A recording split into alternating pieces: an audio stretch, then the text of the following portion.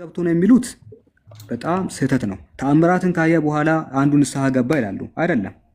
በሚያሳዝን መልኩ ለምሳሌ አሁን ቅዱስ ዮሐንስ አፈወርቅ ጆን ክርስቶስተምና እነ ጄሮም ወይ ደግሞ ይሄኛውን አንዱን ላሳይ ይችላለሁ።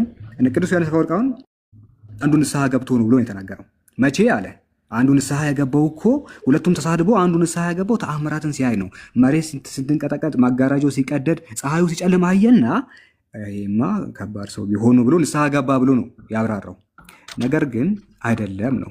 እንዴት ነው የምናውቀው እንደዛ እንዳልሆነ? ያንተ ማብራሪያ የቅዱስ ዮሐንስ አፈወርቅ ማብራሪያ ልክ አይደለም። ምክንያቱም ይሄ ሰው ንስሐ የገባው ወይ ደግሞ አንተ እንዳልከው ስድብን መሳደብ እንትን የተወው እንግዲህ በእናንተ ንግግር መሰረት ተአምራት ሲፈጠር ነው። ደነገጠ በቃ ያንን ነገር ሲያይ፣ ከዛ ስድቡን አፉን ምላሱን ሰበሰበ ነው ያላችሁት አይደለም። ከዛ በፊትም ምንም ነገር ሳይፈጠር በፊትም ሰውየው ተሳዳቢ አልነበረም። ምንድነው እንዴት ነው የምናውቀው የሚለውን ይኸው ላሳየ። ከተሰቀሉ ከክፉ አድራጊዎቹ አንዱ አንተስ ክርስቶስ አይደለህምን? ራስንም እኛንም አድን ብሎ ሰደበው ይላል። ሁለተኛው ግን መልሶ አንተ እንደዚህ ባለ ፍርድ ሳለ እግዚአብሔርን ከቶ አትፈራውምን አለ። ጭራሽ በዚህ ሰዓት እግዚአብሔርን የሚፈራ ሰው ነበረ። እግዚአብሔርን አትፈራውምን አለ። እግዚአብሔርን ይፈራል ሰውየው፣ አንደኛው ይሄኛው ማለት ነው። ከዛ ስላደረግነው ነገር የሚገባንን እንቀበላለን፣ በእኛ እውነተኛ ፍርድ ነው፣ ይህ ግን ምንም ክፋት አላደረገም ብሎ ገሰጸው። እስቲ ይሄ ሰውዬ ገሳጭ ነው፣ ተሳዳቢ አይደለም። ከዛስ ኢየሱስም አለ ኢየሱስም ጌታ ሆይ በመንግስት በመጣ ጊዜ አስበኝ አለው። ኢየሱስም እውነት እውነት እልሃለሁ ዛሬ ከኔ ጋር በገነት ትሆናለህ አለው። 4 ነጥብ። ከዛስ ተአምራቱ ተፈጠረ። ምን 6 ሰዓትም ያህል ነበረ፣ ጨለማም እስከ 9 ሰዓት በምድር ሁሉ ነበረ። ፀሐይም ጠለቀች፣ ምድርም ተንቀጠቀጠ፣ መጋረጃውም ተሰነጠቀ ይላል። ከዚህ በኋላ ማለት ነው ተአምራቱን ካያ በኋላ ነው ንስሐ የገባው የሚለው ያስኬድ አይደለም። ከዚህ በኋላ ተአምር በኋላ ቢሆን ኖሮ ንስሐ የገባው እውነትም ምድር መንቀጥቀጧ ፀሐይ መጨለሟን አይቶ ይሄ ሰው ከባድ ሰው ነው ምናምን ብሎ ስድቡን ያቆም ነበረ ነው። ነገር ግን ይሄ ሰው ተአምራት ሳይፈጠር በፊትም ምድር ሳትንቀጠቀጥ ፀሐይ ሳይጨልም በፊትም ገሰጸው። እንዴት ትሳደባለህ ብሎ ገላጋይ ነበረ እንጂ ተሳዳቢ አልነበረም። ስለዚህ ይሄ ምላሻችሁ የሚያስኬድ አይደለም። በዚህ ዙሪያ ያሉ የቤተክርስቲያን አባቶች እነ ጄሮምን ጽሁፋቸውን ብናነብ፣ እነ አውግስቲኖ ፊፖ የአፍሪካ እነዚህን ብናነበው ምንም ትርጉም የሚሰጥ ነገር አይደለም የጻፉ። ኤግዛክትሊ እኔ ትርጉም እንደሚሰጥ ልንገረክ። አሁን ማለት ኮንቴክስቱ እየተወሰደው አሁን ያልከው ትክክል ነው። ሙሉ ማለት ያነበብክልኝ ምንም ቃሉን አላዛነፍክም። ያው እያሳየህ ነው እያነበብከው ያለው። ግን ሽፍቶች ናቸው። አጠቃላይ በወንበዴዎች መካከል ተቆጠረ የሚለው ትንቢት ይፈጸም ዘንድ በሽፍቶች መካከል እንደተሰቀለ ያው ኢሳያስ በትንቢቱ ገልጾታል 53 ላይ እና ወንበዴዎች ናቸው። በዛን ጊዜ እኮ ነው ኮንቴክስቱ ነው የምነግርህ። በዛን ጊዜ በበርባን ፈንታ ነው ኢየሱስ ክርስቶስ የገባው። ቅድምም ኮንቴክስቱና ሂስትሪውን አምጥቼልህ ነበረ። በርባን የሚባለው ደግሞ የሽፍቶች አለቃ ነው። እነዚህ ሽፍቶች ባይ ዲፎልት ምንድን ናቸው? በአይሁዶች ቅጣት በአይሁዶች ዘንድ ይሰቀሉ ይገባቸዋል። ምክንያቱም ሌቦችና ቀማኞችና ነፍሰ ገዳዮች ናቸው፣ ወረበላዎች ናቸው። ያ ማለት ስለያደረግነው የሚገባንን እንቀበላለንና ብሎታል ራሱ። ያደረገው ነገር ምንድን ነው? መሰቀሉ እዛ በበርባን ፈንታ ኢየሱስ ክርስቶስን ማለት በርባንን ልስቀልላቸው ቢላቸው ምን ቢልላቸው አንሰማም ብለው ነው ኢየሱስን የሰቀሉት። ኢየሱስን የሰቀሉት በሽፍቶቹ አለቃ እንትን ፈንታ ነው የተሰቀለው። እነዚህ የአለቃው ተባባሪዎች ናቸው። ስለዚህ እኔ ብዬ ምልክ ሰውየው በደለኛ እንደሆነ ራሱ እንኳን ይናገራል። ገሰጸው ግን ምንድን ነው አባቶች አሁን ወደዚህ ትርጓሜ የወሰዱት መሰለ። በነገራችን ላይ የመጽሐፍ ቅዱስ ሊትራል ሚኒንጉ ሳይሆን ፓተርኑን በመረዳት ነው። ሰውየው በሞት መሃል ይገኛል። ያ ማለት ልብ በል ተሰቅሎ ነው ያለው፣ መስቀል ላይ ነው ያለው። አንድ ሰው ለምሳሌ ሆስፒታል ላይ የገባ ዘመዳችን በሞት አፋፍ ላይ የሚገኝ ዘመድ እየሞትኩኝ ነውና ውርሴን ለእንትና ማለት የእንትና ኃጢአት ምናምን የበደልኩትን እንትናን ይቅር በሉልኝ የሚልበት ሰዓት እንኳን ጣረሞት ላይ ሆኖ ወይም ችግር ላይ ሆኖ እንደዚህ አይነት ወሬዎችን አያወራም።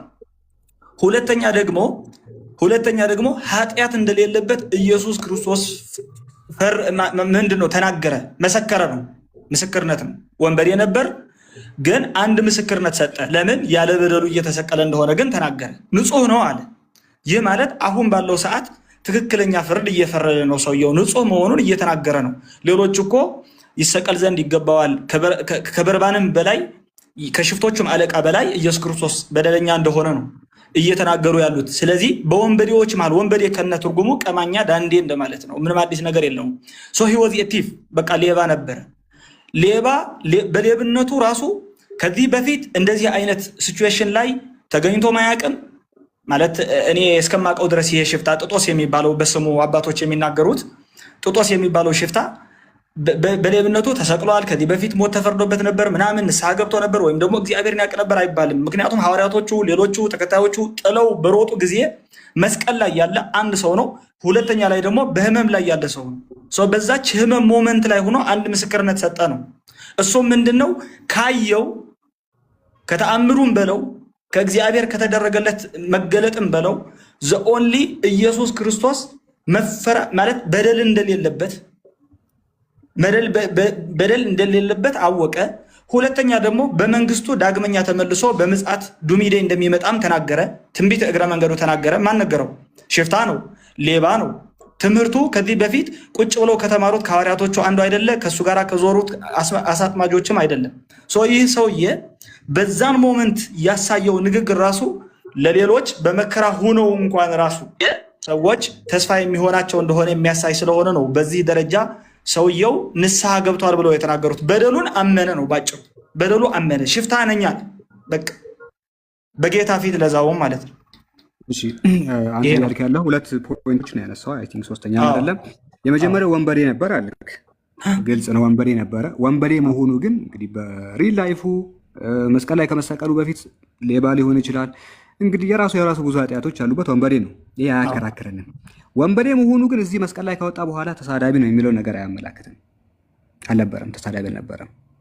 ኦኬ ወንበዴ ነበረ ወይ ሊሰርቅ ይችላል፣ ብዙ ሰው ሊመታ ሊደበድብ ይችላል። ይሄ የእሱ ግብር ነው፣ ስራው ነው። ይሄ ማለት ሁለቱም ወንበዴዎች እየሰደቡት አይደለም። ምክንያቱም ይህንን ያስረዳ አንዱ ዋን ኦፍ ዘም እያለ ሉቃስ ነው። ይኸው እንዲሁም ከእርሱ ጋር የተሰቀሉት ወንበዴዎች ይሰርቡት ነበር አለ። ሁለቱም ተሳዳቢ ናቸው እያለ ነው አይደለም? አይደለም። አሁን ልብ ብለህ አሁን ለመተርጎም የፈለክበት ማለት እኔ ማለት እንዲህ ለማለት ፈልጎ ነው ብዬ እኔ እንጃጃላደርግ እንደዚህ ላለሽ ኮንቴክስቱ ግልጽ ነው። ኧረ ይቅርታ አድርግልኝና እንደዚህ እንዲሁም ከእርሱ ጋር የተሰቀሉት ወንበዴዎች ይሰርቡት ነበረ። እነዚህ ሁለቱ ይሰርቡት ነበር እያለ አይደለም? ወንበዴዎች ይሰርቡት ነበር። ሁለቱም፣ ሶስቱም፣ አራቱም አንዱ አይታወቅም። ተሳዳቢ ናቸው አይደለም? በማቴዎስ መሰረት ስለ መሰደብ ነው እያወራ ያለው፣ ስለ አንዱ ስለ አይደለም። ወንበዴዎች ካለ ሁለት ነው። ይኸውልህ ወንበዴ ማለት አንድ ነው። ወንበዴዎች ማለት ከአንድ በላይ ነው። ሁለቱ ይሳደባሉ አይሳደቡም? አዎ ትክክል ነህ። ስማ እኔ አሁን ትርጉሙ እኔ የምምለው አንተ የምትለው ሱልጣኔ ማለት ነው። ትክክል ነው። ለምሳሌ አሁን በዚህ ትክክል ነህ አንተ። ስማ ላስረዳ። ትክክል አይደለም፣ የኔ ትክክል ነው። ምክንያቱም እንዲህ ያለ ቃሉ ልጻፍ፣ እዚህ ጋር ልጻፍ። ከእርሱ ጋር ከእርሱ ጋር የተሰቀለው አይደለም ያለው፣ የተሰቀሉት ስንት ናቸው? የተሰቀሉት ሁለት። እሺ ይሰድቡት ነበር ይላል። ስንት ናቸው? የሚሰድቡት የነበሩትም ሌቦቹ የተሰቀሉት ስንት ናቸው? እኔ ነው እኮ ሁለት እያልኩ ያለው። ማቴዎስ ሁለት ናቸው ሶስት ናቸው አላለም። ከአንድ በላይ ናቸው በማቴዎስ መሰለኝ። እኔማ ሁለት ናቸው እኮ። ከአንድ በላይ ናቸው እኮ። ትክክል ሁለት ናቸው ነው። በቀኝና በግራ ከተባለ ሁለት ናቸው አይደለ? ይሰድቡት ነበር አለ። ተሳዳቢ ናቸው ሁለቱም። እዚህ ጋር ግን ከተሰቀሉት ክፉ አድራጊዎቹ ሁለቱ ሳይሆን አንዱ ነበር ሲሳደብ የነበረው። ወይ ሉቃስ ወይ ማቴዎስ ከሁለት አንዳቸው ተሳስተዋል። አይደለም። አሁን እኔ ላስረዳ። አሁን ይሄ ምርጥ አድርጌ ማለት ልመልስልህ ነው ቃሉን። ከተሳሳትኩኝም ታረመኛለህ፣ ችግር የለውም። እያነበብከው ነው። ቃሉ ስለ አንተ አነባብና ወይም ስላረዳዱ ምንም ስህተት የለብህም። ግን ምን ማለት መሰለ ትርጓሜው ኢብራሂም አፖሎጂቲክስ ውስጥ የኢብራሂም አፖሎጂ ውስጥ ወይም ንጽጽር ላይ እየተከራከሩ ነበረ ብሎ አንድ ሰው ጻፈ። አንደኛው ደግሞ ሼደንና ሳላህ የሚባሉ ሁለት ሰው እየተከራከሩ ነበሩ ብሎ ጻፈ። ገብተዋል አይደለ? እዚህ ላይ ስንት ሰዎች አለን? ብዙ ሰዎች። እየተከራከሩ ነበረ። ይሄ ዋን ኦፍ ዘም ከነሱ አንዱ። ሁለተኛው በግራ በኩል ያለው አቅጣጫ፣ ፖዚሽን፣ ፕሪፖዚሽን ምንም የሚያስታውሰው ነገር የለም። ከተሰቀሉትም ጭምር እየሰደቡት እንደሆነ ኢንክሉድ አድርጎ እየተናገረ ነው እንጂ ቁጥሮቹ ሁለቱም ተሳደቡ፣ ሶስትም ተሳደቡ፣ አንድም ተሳደቡ፣ ስንት እንደተሰቀሉ ኢቭን እንኳን አላወቅንም ነው የኔ ጉዳይ። ገባ አኮርዲንግ ቱ ሂስትሪ ሁለት ሰዎች ናቸው እኮ አኮርዲንግ ቱ ሉቃስ ነው ያወቅነው። ያኔ ደግሞ ሉቃስ ሲነግረን በግራ በኩል የነበረው አንደኛው ነጠለውና እሱ ነው ሲሳደብ የነበረው አለ። ስለዚህ ያስኬዳል ነው ሁለታችን፣ እኔ ማንተም ትክክል ነው። እንዴት ነው የማያስኬደው? ምሳሌም አያስኬድም፣ ምሳሌ በፍጹም አያስኬድም። ኦኬ የመለስኮም አያስኬድም። ለምንድን ነው የማያስኬደው? ነጥሎ አንዱ ተሳዳቢው ይሄ ነው፣ ኦኬ ይሄኛው አልተሳደመም እየተባለ አንዱ ቦታ ደግሞ ይሄኛውም ተሳደበ ሲባል ነው ግጭት የሚሆነው። ይኸውልህ ጠለቅ ብሎ ሲያብራራ ይሄኛውን ባያስወጣ ኖሮ ልክ ነበርክ። ነገር ግን ይሄኛውን ምንድን ያደረገው አጠቃለለው። የዚህኛውን ብቻ ቢያብራራ ማቴዎስ ይሄኛውን እኮ አልነካውም፣ እሱም ብቻ አብራራው ይባላል። ይሄኛውን ማስገባ ወደ ጨዋታው ናግባ አለው። ሁለቱም ወንበዴዎች ተሳዳቢ ናቸው አለ። ይሄኛው ደግሞ አንዱ ወንበዴ ሲሳደብ አንደኛው ደግሞ ይከላከልለት ነበር ለኢየሱስ ይላል። ይሄ ጠለቅ ብሎ የማብራራት ጉዳይ ሳይሆን ቀጥታ ከማቴዎስ ጋር መጋጨት ነው። ይሄ ግጭት መሆኑን የምታውቀው በነገራችን ላይ ቸርች ፋዘሮች የመጽሐፍ ቅዱስ አዋቂዎች መጋጨታቸውን ስታይ ነው። የቤተክርስቲያን ሊቃውንቶች ይጋጫሉ በዚህ ዙሪያ። ምን ትላለህ? እንዴት ጄሮ ምንድን ነው መሰለህ ግጭት መሆኑን የምታውቀው እንደዚህ ነው። በቃ ጄሮ ምን ብሎ ተናገረ? አት ፈርስት ኢች ቴፍ ብሎስምድ አለ። መጀመሪያ ላይ ሁለቱም ሌቦች ተሳደቡ አለ። በት አፍተር ዘ ሰን ሃድ ፍሌድ፣ ፀሐይ ከጨለመች በኋላ ደርዝ ሾክ፣ ምድርም ከተንቀጠቀጠች በኋላ ሮክስ ስፕሊት አፓርት፣ ድንጋይ ለሁለት ከተሰጠቀ በኋላ ዳርክነስ ፌል፣ ጨለማ ከወረደ በኋላ አንደኛው ደንግጦ ተመለሰ ይላል። እሱ ልክ እንዳልሆነ ቅድም አይተናል። አውግስቲን ኦፍ ሂፖ ደግሞ ምን ብሎ ይናገራል? የተሳደበው እኮ አንዱ ብቻ ነበረ፣ አንዱ ነው እንደ ብዙ የሚጠራው ይላል። አንዱ ሰው እንደ ብዙ ይጠራል። አንድ ሰው ከአንድ በላይ እንደሆነ አድርጎ ተጠርቶ ነው ብሎ ይናገራል። አንደኛው ግን ሁለቱም ይሳደባሉ ይላል። አንደኛው ተሳድቦ ሳይሆን አንዱ ሰውዬ ብቻው ሲሳደብ ብቻውን የተሳደበውን ሰውዬ አንዳንዴ አያቴ ቤት ሲመጡ አያቴ ተቀመጡ፣ አያቴ እጃችሁን ታጠቡ፣ አያቴ ብሉ ብለህ አንዱን እንደ ብዙ ትጠራለህ አይደለ? አንድ ሰው እንደ ብዙ ፕሉራል ኦፍ ማጀስቲ ይባላል። ማጀስቲ ወይም ሎያሊቲ ማክበር ሮያሊቲ። ይሄ አሁን አውግስቲን ኦፍ ሂፖ ሮያሊቲ ብሎ የተናገረው አንዱ አልተሳደበም። ጭራሽ በፍጹም አይደለም። በነገራችን ላይ ይሄ ግን እንደዛ ነው ያለው ሂፖ። አውግስጢኖስ እንደዛ ነው ያለው። አይ እኔ በነገራችን ላይ ዩዝድ ዘ ፕሉራል ፎር ዘ ሲንጉላር አለ እኮ ፕሉራል። እኔ ያልኩህ ግን ከሊትሬቸር አንጻር ምንድን ነው ያወራሁት? ምናልባት እኔ ያወራሁት ምን መሰለህ ሳልማኒ ወይ ሳላህ ይቅርታ ሳላነ እኔ ያወራሁት ኢንክሉሲቭነስ ነው። ለምሳሌ በነገራችን ላይ እኔ ስማር እንደሰማሁትም እንደተማርኩትም ከሆነ ስለ ልደት ሲሆን ወይም ስለ ልደቱ ወይም ስለ ትውልዱ ጠለቅ ብሎ ስለ ብስራቱ ስለምናምን ሲሆን ሉቃስ ስለ ወንጌላውያኖቹ ራሱ የጻፉት ኤግዛክትሊ ወርድ ባይ ወርድ ኮምፔር ስታደርጋቸው አሉ ሞር ኢን ዲቴይል የገቡ አሉ። ለምሳሌ ስለ መስቀሉ ስለ ስቅለቱ ምናምን ሲሆን ጆን ወይም ዮሐንስ የጻፉት በወንጌል ላይ ሞር ክሎዝ ማለት ሞር ዲቴይል ነው። እኔ ግን ምንድን ነው ያልኩት መሰለ ቅድም የነገርኩ ነው። ኤግዛምፕሉ ከሽፍቶቹ አንዱ ብሎ ያስረዳኝ ሰው በየትኛው በኩል እንደነበረ ዋን ኦፍ ዘም ብሎ ስፔሲፋይ አድርጎ የገለጸልኝን ሰውና ሽፍቶቹ ይሰድቡት ነበረ ብሎ የተናገረ ቁጥሮቹ ሽፍቶቹ ይሰድቡት ነበረ። ምንም ምንድን ነው የሚባለው ቃላቶቹ 3 ሽፍታ የሚሆን 1 ሽፍታ የሚሆኑ ስንት ሽፍቶች እንደሚሰድቡት አይታወቅም። ይህን ያወቅ ነው ቅድም እንዳልከኝ ሁለት መሆናቸው በግራ በቀኝ ሉቃስ ነው የተናገረው። እሱ ደግሞ ስፔሲፋይ አድርጎ ዋን ኦፍ ዘም ወዝ ራይት፣ ምክንያቱም በደለኛ እንደሆነ አምኗል፣ ተጸጽቷል። ማለት እኔ ይገባኛል መሰቀሉ ለእኔ ይገባል ለእሱ ነው እንጂ የማይገባ ብሎ አመነ። ይህ ጥፋተኛ መሆን አመነ። ሪፔንት አድርጓል ያልኩ በዚህ ቃል ነው፣ ወይም ንስሐ ተጸጽተዋል ያልኩ። ሁለተኛ ደግሞ የነበረበት እሱ ሪፔንተንስ አይደለም። ሉቃስ ወንጌል ምዕራፍ ስንት ላይ ሪፔንተንስ አይደለም እሱ አይደለም የሚገኘው ሪፔንተንስ አይደለም ነው አይደለም። ምን መሰለህ መጀመሪያ ላይ መች ተሳደበ ነው ሪፔንት የሚያደርገው። መች ተሳደበ ኤግዛክትሊ ከወንበዴዎች መሀል ተቆጠረ የሚለው ትንቢት ይፈጸም ዘንድ በሽፍቶች መሀል ተሰቀለ ነው ትንቢቱ። ወንበዴዎቹ እኮ ሽፍቶቹ ሌባ ሊሆን ይችላል። ኢየሱስን መች ሰደበና ነው ሪፔንት እኮ ኢየሱስ ክርስቶስም እኮ ያሰቀለው ኢየሱስ ክርስቶስም እኮ የሽፍቶቹ አለቃ በሆነው በበርባን ፈንታ አይደለም የተሰቀለው? አይደለም። አሁን ምን መሰለህ ይሄ ሌብነቱ ሽፍታነቱ ይጨርሳል ከእግዚአብሔር ጋር። ግን ኢየሱስን መች ተሳደበና ነው ሪፔንት የሚያደርገው? ኤግዛክትሊ። ስለ ኢየሱስ እኮ አላወራሁም፣ ስለ በደሉ ነው ያወራው። ኦኬ ሌላ አሁን እሱ እኔ እኮ ስለ ሌላኛው በደል አይደለም። ሰውየው እኮ ዝሙት አድርጎ ሊሆን ይችላል፣ እሱ አይመለከተንም። አዎ ስለ በደሉ ራሱ መሰቀሉ እንደሚገባው ማመኑ ነው ያልኩህ። ሁለተኛ ደግሞ እሱ ስራው ችግር የለውም። ሌባም ሽፍታም ይሆናል ነው ሊሆን ይችላል። እሱን ተው፣ ችግር የለውም። አሁን ኢየሱስን መሳደቡ ላይ ሪፔንት አድርጓል የሰው አይደለም አላለም አይልም። እኔ ተሳድቤው ነበረና ቀይሬዋለሁ አይልም። ስድቦ አይደለም። ዮሐንስ አፈወርቅ እንደዛ ነው ያሉት። ውሸት ነው ንግግሩ። አይደለም። እኔ ደግሞ በደሉን አመነ ነው ያልኩህ። በደለኛ መሆኑና መስቀሉ እንደሚገባው ያምናል። ዮሐንስ አፈወርቅና ጄሮም እንደዛ ነው ያሉት ነው የምልህ። አሁን ማስኬደውን እኮ አሁን ለምሳሌ እኔ እሱን ጠለቅ ብዬ አነባዋለሁ። ይሄ አባቶች ትምህርት የሚባለው አሁን ይሄ እሺ አዎ ይህንን ብዬ ያልኩህ ግን ይሄ ምንድን ነው ያልኩህ?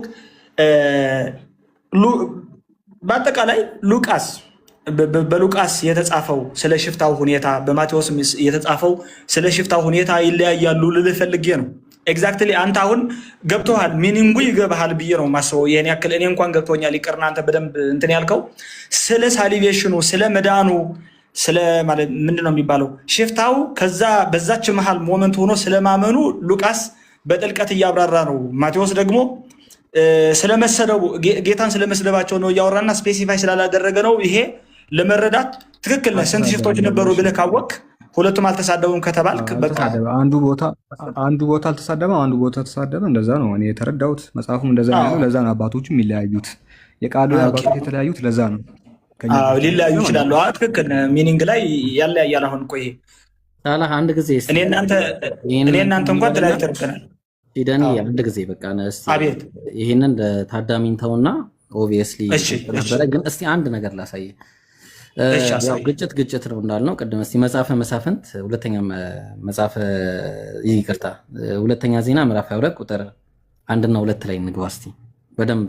እሺ አንድ ጊዜ ኢዮራም ልጅ አካዝያስ ነገሰ ይላል። የኢዮራም ልጅ አካዝያስ ነገሰ። ተራ በተራ ሁሉም ያሳያሉ። እሺ ኢንሻአላህ። አካዝያስ መንገስ በጀመረ ጊዜ እድሜው 42 ዓመት ነበር አለ። ስንት ዓመት? 42 ዓመት ነበር። ጥሩ። ከዛ በኢየሩሳሌምም ስንት ዓመት ነገሰ? አንድ ዓመት ነገሰ። ከዛ በኋላ እናቱ ጎቶሊያ የተባለች የእስራኤል ንጉስ የዘንበሪ ልጅ ነበረች አለ። ጎቶሊያ የተባለች ልባል የሮም ልጅ ነው። እድሜው 42 ነው። ኢየሩሳሌም ላይ 1 ዓመት ነግሷል። ከዛ ደግሞ እናቱ ጎቶሊያ የተባለች የዘንበሪ ልጅ ነበረች። ይሄን የነገረን ሁለተኛ ዜና ምዕራፍ 22 ቁጥር 1 እና 2 ላይ ነው። ከዛ ይሄንኑ ጥቅስ መጽሐፈ ነገስት ሁለተኛ ነገስት ምዕራፍ 8 ላይ ቁጥር 26 የኢዮራም ልጅ አካዝያስ ነገሰ አለ። ራሱ የኢዮራም ልጅ ያው እዚህ ጋር የኢዮራም ልጅ አካዝያስ ነገሰ። ጥሩ። መንገስ በጀመረ ጊዜ እድሜው ስንት ነበረ? የ22 ዓመት ጎልማሳ ነበረ። በኢየሩሳሌምም 1 ዓመት ነገሰ አለ። 1 ዓመት። እናቱ ጎቶሊያ የተባለች የዘንበሪ ልጅ የእስራኤል ንጉስ ነበረች አለ። አሁን ጥያቄው ቀደም እንዳልከው ወደ ኦሪጂናሉ መመለስ ስላለብን ይሄ ስህተት ሊሆን ይችላል የሚል ነገር ነው። ጥሩ። እኔ አሁን ምክንያቱም እኔ ቀጥታ ማናገር ግሪክ ሰብቷጀንቱ ላይ ነው። ታማኝነት ያለው ሰብቷጀንቱ ስለሆነ ማለት ነው። ያው ሰብቷጀንት ነው ይሄ። ምን ይላል መሰለ? ተመልከት። ሶ አካዚያስ son of Joram king of Judah reigned ምን አለ? የታለ? ኦኬ reigned አለ። እሺ ከዛ እሺ አካዚያስ began to reign when he was 20 years old አለ። ስንት ዓመት? 20 ዓመት አለ። ከዛ and he reigned 1 year in Jerusalem and his mother's name was ጎቶሊያ። ኦኬ ጥሩ። ይሄኛው አንድ አለ። ቀጠለ። ሌላኛው ደግሞ ምን አለ? እዛው ሰብቷጀንት ላይ son of Joram began to reign 20 and 2 years old አለ። ስንት ዓመት? 22 ዓመት። አካዚያስ when he began to reign and he reigned 1 year in Jerusalem and the name of his mother was Gotolia አለ። አሁን ይሄ ግሪክ ሰብቷጀንቱ ነው። ስንት ዓመቱ ነው አካዚያስ መንገስ ሲጀምር? እድሜው የትኛው ነው ትክክል? 22 ዓመት ነው ወይስ 20 ዓመት ነው? አንድ ሁለተኛ ሂብሩ ደግሞ ምን ይላል? ይሄ ማሶሬት ነው። የማሶሬት ምን ብሎ ያስቀምጣል? 40 and 2 years old አለ።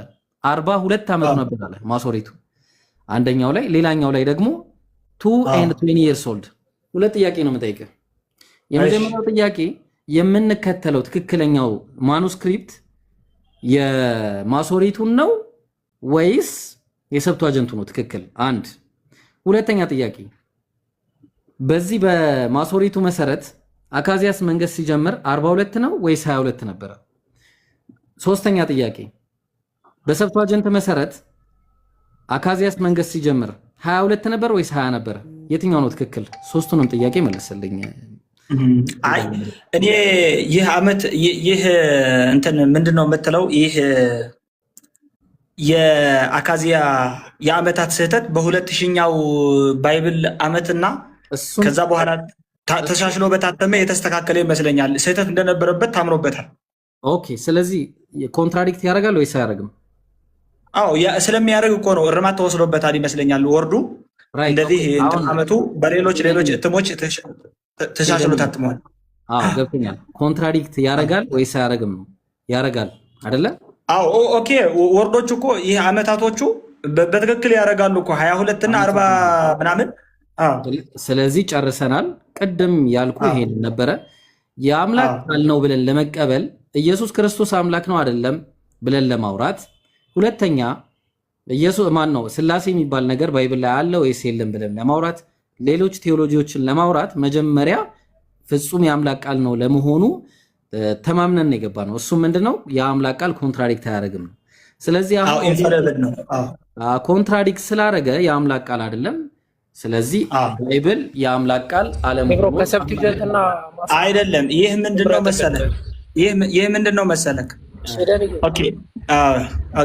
እሺ ወደ መልስ ከመሄድ በፊት ከሰብቲውጀንት እና ከማሶሬቲክ ቴክስት የትኛው ነው ሪሌብል ወይም ደግሞ ለናንተ ሶርስ ተደርጎ የሚወሰደው የትኛው ነው? እሱን አልመለስከውም። እሱን ጥያቄ አይ እኔ ሶርስ ነው ብዬ የምጠራው እንኳን በመጽሐፍ ቅዱስ ዙሪያ ላይ እውነቱን ስነግርክ አሁን የግዕዝም ትንሽ እውቀት ስላለችኝ የመጀመሪያው ትራንስሌት የተደረገው የግብፅና የኢትዮጵያ ግዕዙ ባይብል ስለሆኑ መጽሐፍ ቅዱስ እነሱ ናቸው እኔ ኦቶሪቲ እንትን አልቲሜት ኦቶሪቲ ያላቸው ብዬ የምጠራቸው። እኔ እንደዛ አይደለም ጥያቄው። አንደርስታንድ አላረኩም። ጥያቄው እነዚህ ግዕዞቹ የተደረጉት ወይ ከሰብቷጀንት ነው ወይ ከማሶሬት ነው። ምክንያቱም ማሶሬቱ ዕብራይስጥኛ ነው። ያኛው ደግሞ ሰብቷጀንት ግሪክ ነው። ሁለቱም ማኑስክሪፕቶች ናቸው። ስለዚህ ከሁለቱ ማኑስክሪፕቶች የትኛው ነው ተቀባይነት ያለው? አንደኛው መጣል አለብን ግዴታ። ወይ አሁን የኦርቶዶክስ ቤተክርስቲያን ይህንን አርማ ስትመጣ ያረመችው በማን መሰረት መሰለ? በማሶሬት ማሶሬቱን አይታ ነው። ማሶሬቱ 42 ይላል። ስለዚህ ሮንግ ነው ብላ አሻሻለችው ራሱ 22 ብላ ማለት ነው። ማሶሬቱን ነው የምትከተለው። ስለዚህ አሁን ማሶሬቱ ስህተት አለበት ማለት ፋለብል ነው ማለት ነው። ያ ማለት ደግሞ ምንድነው? የአምላክ ቃል አይደለም ማለት። ሁለተኛ ሰብቷጀንቱ ደግሞ 22 ነው የሚለው 20 እና 22 ነው የሚለው 42 በማለት ፋንታ። ስለዚህ ከሁለቱ ማኑስክሪፕቶች የትኛውን ነው አንተ የምትቀበለው? መጀመሪያ ማኑስክሪፕቱን ለይልን። ኤግዛክትሊ አሁን አይ በመጀመሪያው ቃልህ ሁሉም ተስማምቻለሁ በሐሳቦች እውነቱን ስነግርህ። ምንድነው ግን ወደ ኮንሴፕቱ ስመጣለሁ፣ ወደ ማጠቃለያው ሐሳብ ምናምን ስመጣልህ ወርድ ባይ ወርድ ቅድም መጀመሪያም ስገባ ወርድ ኦፍ ጋድ ኢዝ ኢንፋሊብል ምንድነው የሚባለው? ይህ እግዚአብሔር የተናገረው ሰዎች በትክክለኛው መንገድ ጽፈውት በትክክለኛ መንገድ ሲያስተላልፉት ነው ኢንፋሊብል የሚሆነው። ሰዎች የራሳቸውን ወሬ ሲያስገቡበትና ሲጽፉት ስህተት ይፈጠራል። በዚህ ላይ ምንም ጥርጥር የለኝም። ማለት እግዚአብሔር ወርድ ባይ ወርድ ነው ማለት ነው ባጭሩ። ነው አይደለም? the word of God by itself is infallible ማለት እኔ የፈለኩት። እሺ አሁን ያለው ወርድ ኦፍ ጋድ ነው እንለዋለን። ይሄ ኢንፋሊብል የሆነው እኮ ይሄ እግዚአብሔር ያልጻፈው ሰዎች የተሳሳቱትን ጽሕፈት እኮ አንተ ምንም እግዚአብሔር ተሳስቶት እንደዚህ ፈጸመው ስለ አካዚያስ እድሜ አትልም። ይህ ምንድነው የሆነው መሰለህ? ሀብን የሚያደርግ ነገር ማን የተሳሳተ ሰዎች። ስለዚህ የአምላክ ቃል አይደለም ማለት ነው። አይደለም እኮ እነሱ ቃሉን በትክክል አለመጻፋቸው እንጂ የአምላክ ቃል አለመጻፋቸው አይደለም እኮ ትክክል። የትኛው ነው ትክክል? ወዴት ሄደን እኮ እንዴት አድርገን እንየው? ወደኋላ እንመለስ። ትክክል ነህ። አሁን እኛ ኤግዛክትሊ እኔ በኦርቶዶክስ ተዋህዶ እምነቴ መጀመሪያ ጊዜ ሶላ ስክሪፕቹራም አይደለሁም ነግሬሃለሁ። ከመጀመሪያውን ስገባ ያው ዲስክሌመር ሰጥቼ ነው የገባሁት።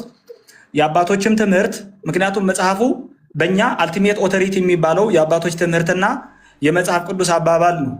ከዛ አመቱ፣ ሂስትሪው፣ ኮንቴክስቱ ኤቭሪቲንጉ በዛን ጊዜ የተጻፈው አልቲሜት ሶርስ ኦፍ የቤተክርስቲያኑ የትምህርት ምንጭ ብለን የምንለው እኛ እንትን ምንድነው ይሄ ለኬፋ የተሰጠችው ሃይማኖት ወይም በኬፋ ላይ የተመሰረተ እምነት የምንለው በአባቶች መሰረት ነው በእኛ። ስለዚህ ወርድ ባይ ወርድ ስክሪፕቸሩ ወይም ጽሁፉ አይደለም ኢንፋላብል ነው እያልኩ አይደለም። እሱን ቃል ሰዎች ሲጽፉት ያጣምሙታል። ሌላም መጽሐፍ ተጽፎ ባይብል ተብሎ ሊሰጥ ይችላል። ባል እሺ፣ አንዴ ኮንፊርም አድርገልኝ። ፋለብል ነው በቃ በአጭሩ።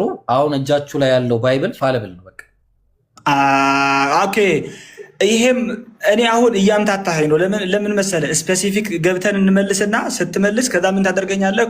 በኮንክሉዥኑ ይህ ደግሞ እንትን ምንድን ነው ፕሪሚሱና ኮንክሉዥኑ ትክክል አይደለም። አሁን በቃ ለምን ትክክለኛ ጥያቄውን ልጠይቅ።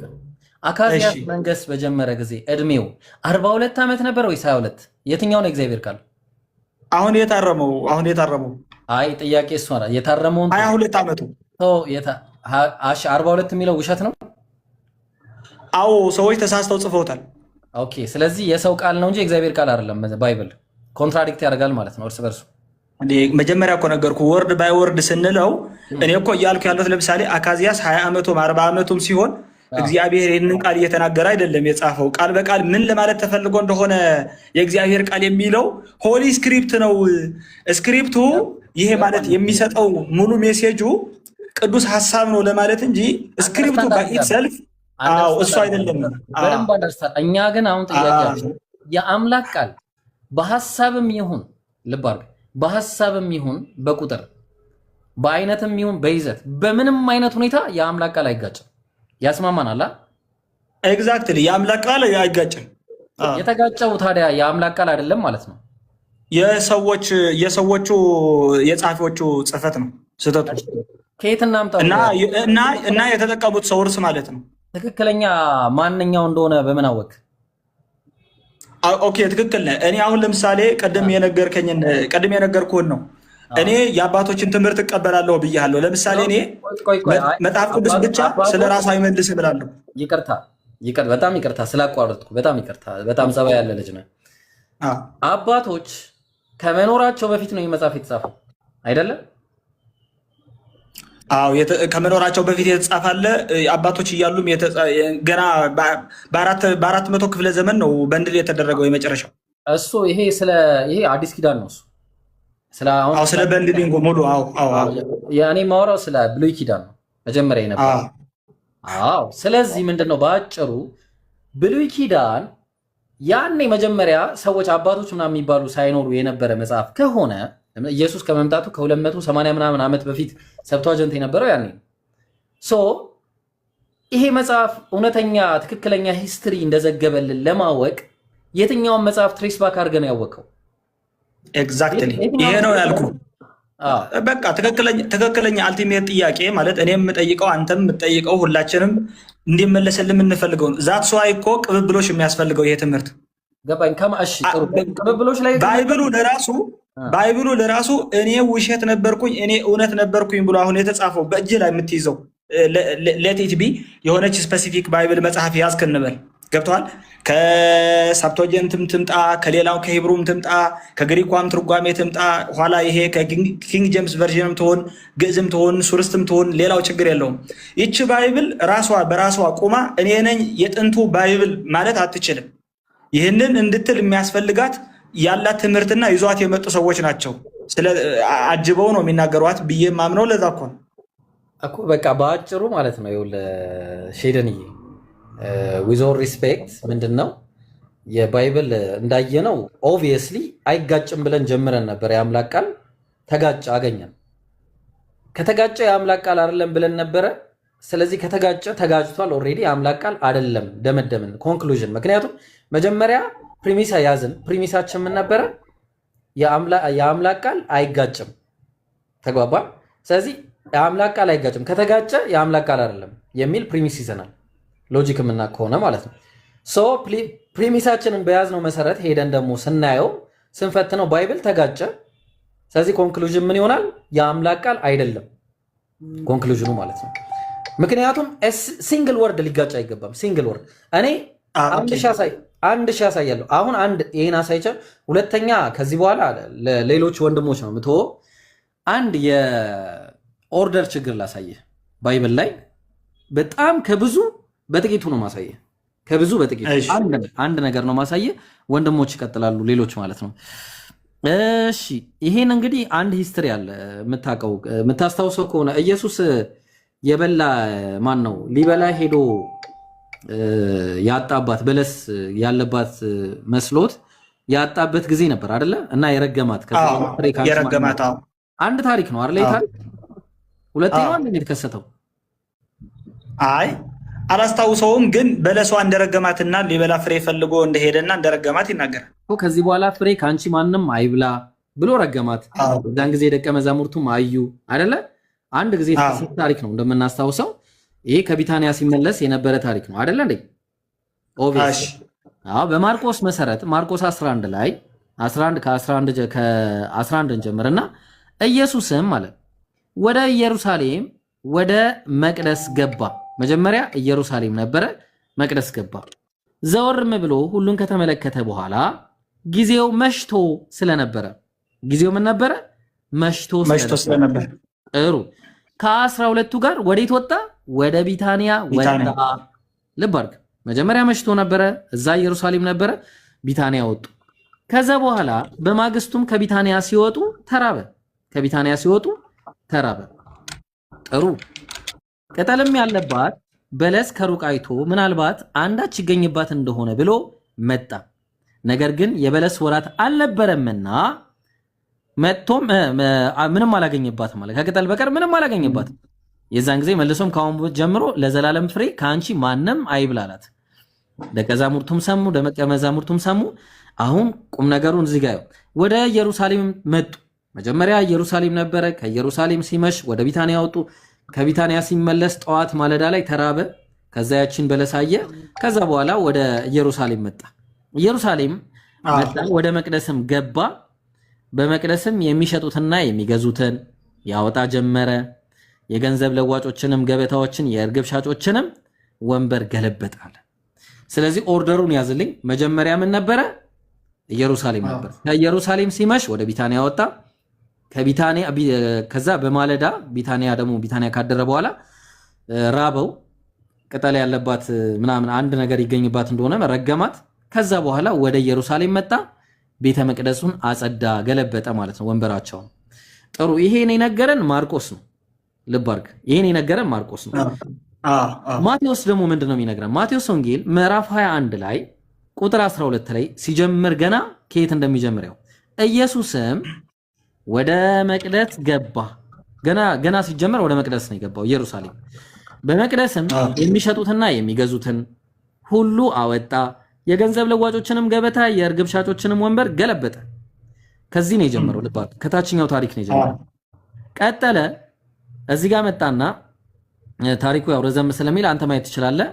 እነዚህም የሚሉትን ትሰማለህ አሉት። ኢየሱስም እሰማለሁ፣ ከሕፃናት ከሚጠቡት አፍ ምስጋናን ለራስህ አዘጋጀ የሚለው ቃል ከቶ አልሰማችሁምን አላቸው። ቀጠለና ትቷቸውም ከከተማ ወደ ቢታንያ ወጣ አለ። ወደ ቢታንያ ምን ካረገ በኋላ?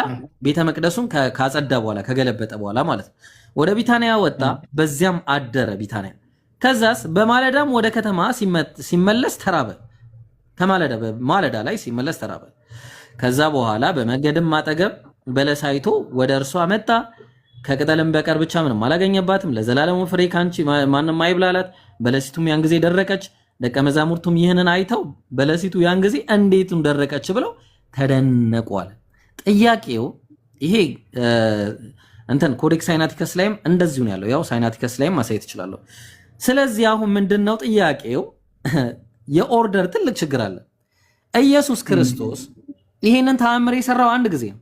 እቺ የበለሷን ጉዳይ የሰራው ያንን ሲሰራ መጀመሪያ ቤተ መቅደሱን ካጸዳ በኋላ ነው ወደ ቢታንያ ሄዶ ይሄንን ነገር ማነው ወደ ቢታንያ ወደ ቢታንያ ሄዶ ሲመሽ ከቢታንያ ሲመለስ ተርቦ በልቶ ከዛ በኋላ ነው ወደ ኢየሩሳሌም መጥቶ ቤተ መቅደሱን ያጸዳው?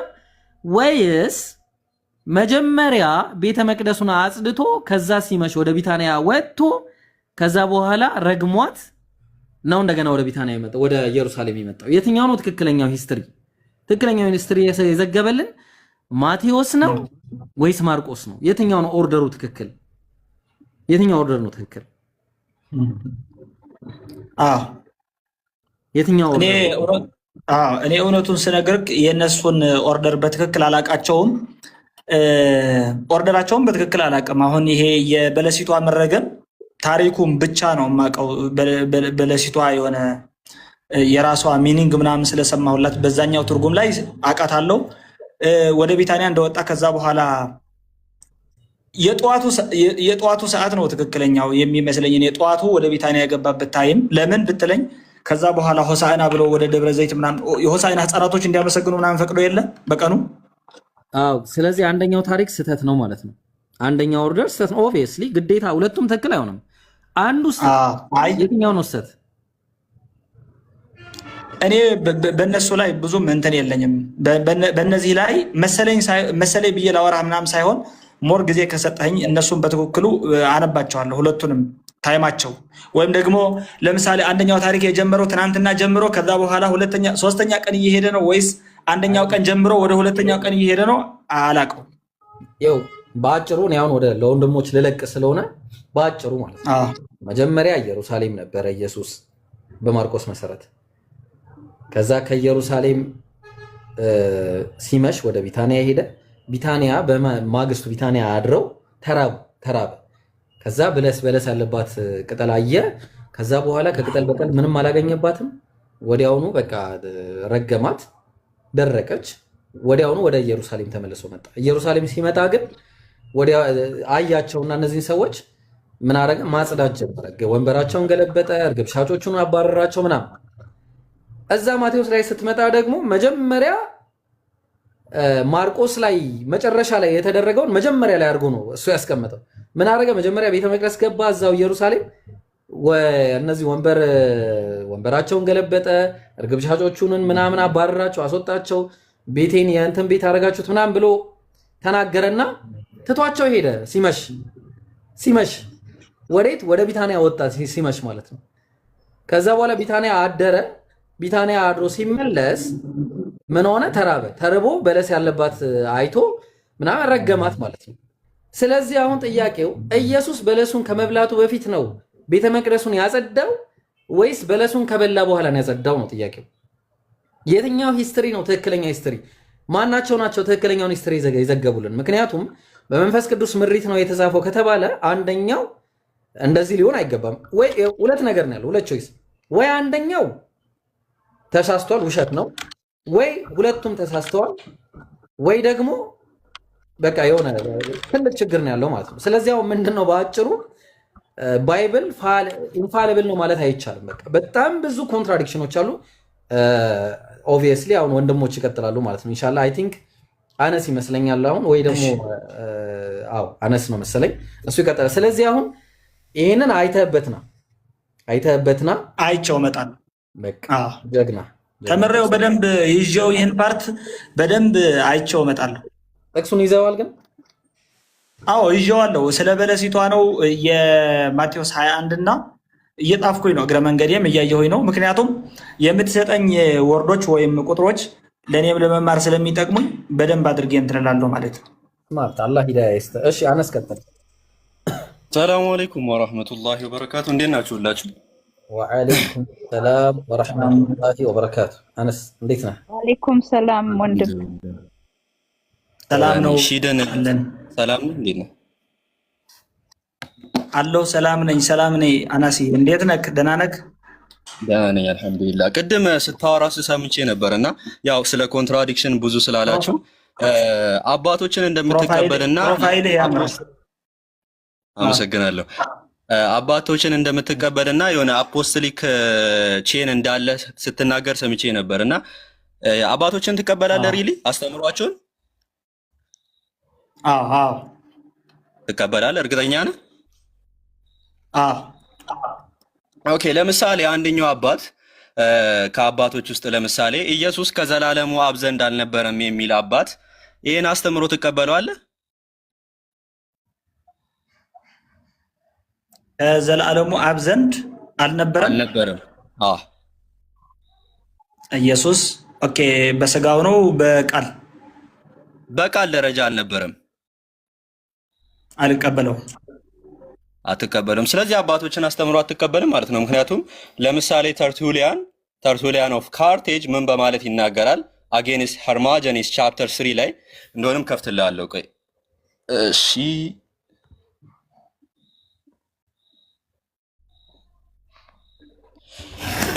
ይታያል አይደል?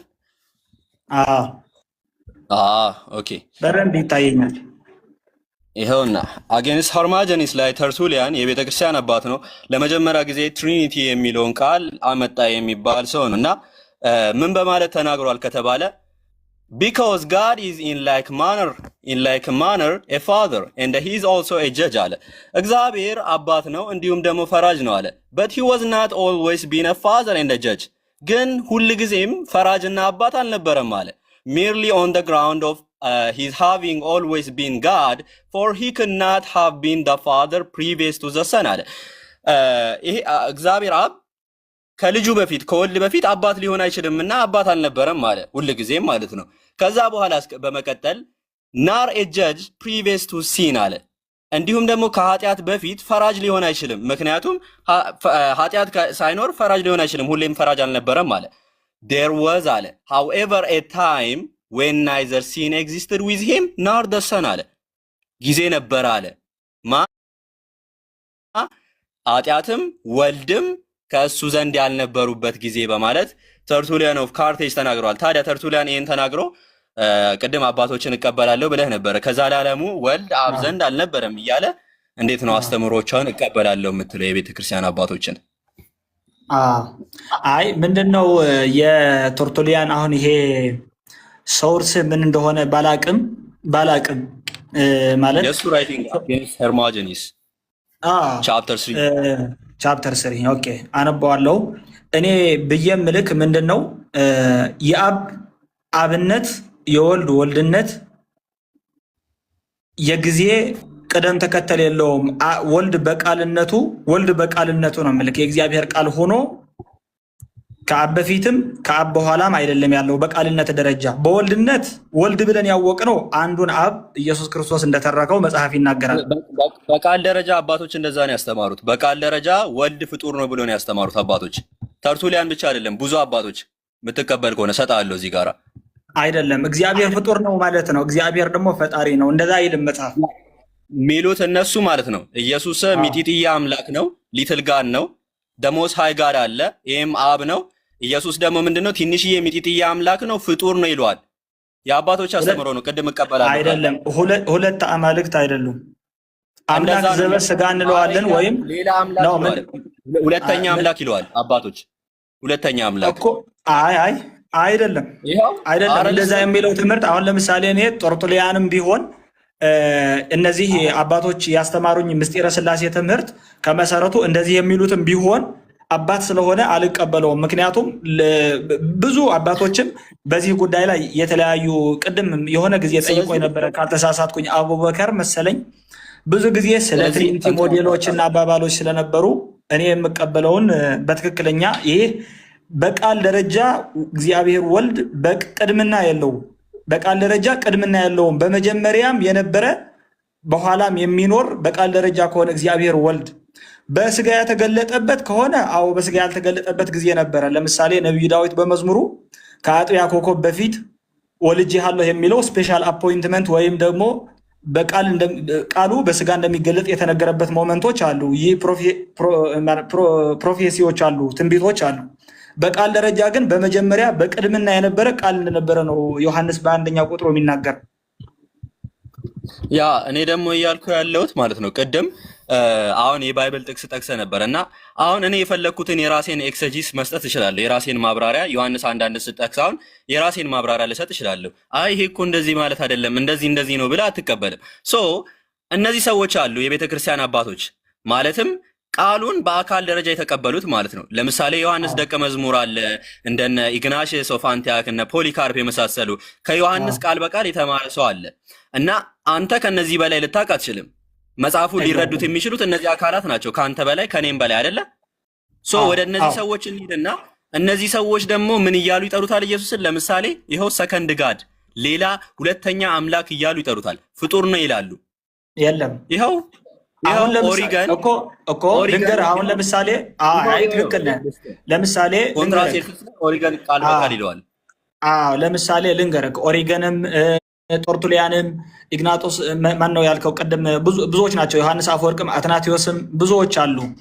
እኔ ብየምልህ ምንድነው መሰለህ?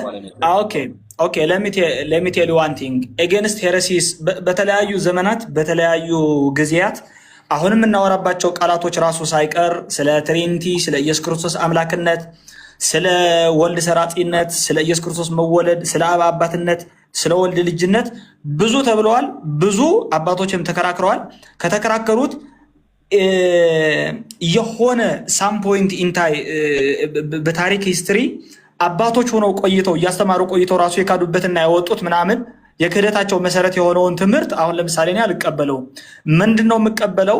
ከድሮም ጀምሮ በእነሱ ታሪክ እየተማርነው መተን እስካሁን የደረሰውን ልልህ ፈልጌ ነው። አሁን ለምሳሌ አሪዮስን ብትወስደው ሳም ፖይንት ኢን ታይም መምህር ነው፣ አባትም ነው። ወልድ ፍጡር በመለኮቱ በሚልበት ታይም ከዛ በኋላ ኖሞር መምህርነቱ የቤተክርስቲያንነቱ ተወግዞ የተለያለ። ለምሳሌ እንደ ጦርጦሊያን ወይም ጦርጦለስ እንደሚባለው በእኛ ደግሞ አንዳንድ ጊዜ ምን ይባላል መሰለህ? ብዙ ትምህርቶቹ ስለ ቤተክርስቲያን አስተዋጽኦ ያደረገው ትምህርት እንኳን ትክክል ቢሆን ስለ ቅድስት ሥላሴና ትሪኒቲ የነበረው ሞዴል ግን በአባቶች ዘንድ ጥያቄ ያስነሳበት እንደነበረ ደግሞ ይነገራል። አንዳንድ ጊዜ እንደዛ አለ ማለት ነው። ይሄ በሁኔታዎች ተርቱሊያንም ሆነ ተርቱሊያን አሁን ለምሳሌ መጨረሻ ላይ ሞንታኒዝም የሚባል መንፍቅና አለ። እዛ ላይ ኮንቨርት ስላደረገ እንጂ በስላሴ ዙሪያ አይደለም ይሄ ሰውዬ ሲተች የነበረው ማለት ነው። ነገር ግን አባቶች እነዚህ አባቶች ለምሳሌ እዚህ ጋር የምትመለከተው ቅዱስ ዩስጦስ ሰማዕቱ አለ፣ ኢግናሽየስ ኦፍ አንቲያክ አለ። እነዚህ ሰዎች ምን አልተባሉም፣ የሆነ ሴንት ናቸው ራሱ ማለትም ቅዱስ ተብሎ የሚጠሩ ናቸው። ቤተክርስቲያን አባት ናቸው። ቅዱስ ቤተክርስቲያን አባት ናቸው። ቅዱስ ቤተክርስቲያን አባት ናቸው። ቅዱስ ያሉ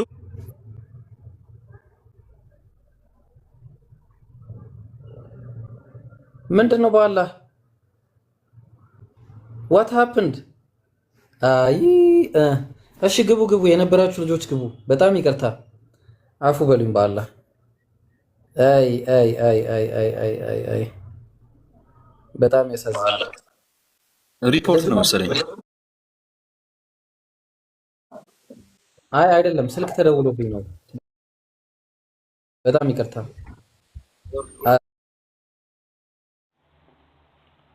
አሰላሙ አለይኩም ወራህመቱላሂ ወበረካቱ። ውድ የዩቲዩብ ቤተሰቦች እንዴት ናቸው? ወንድሞቼ እና እህቶቼ ዛሬ ከዚህ ቪዲዮ ምን ተማራችሁ?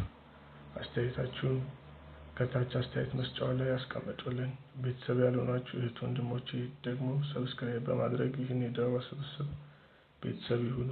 በቻናላችን ይመዝገቡ፣ ይምረጡ። እንዲሁም ለሚወዱት የቤተሰብ አካል ሼር በማድረግ ያጋሩ። በዚህ ቻናል በንጽጽር የምናውቃቸው ወንድሞች የሚያደርጉትን ትምህርት ላልደረሳቸው ወንድም እህቶች ለማድረስ ብቻ ታስቦ የተዘጋጀ ቻናል ነው። ለቤተሰቡ ለወዳጅ ዘመዶ በማጋራት ዳዋውን ተደራሽ እናድርገው። ስለምታደርጉ ድጋፍ በሙሉ ከወዲሁ አላህ ጀዛውን ይክፈለው። አላህ ይባርካችሁ። በሚቀጥለው ቪዲዮ እንገናኛለን። እናመሰግናለን።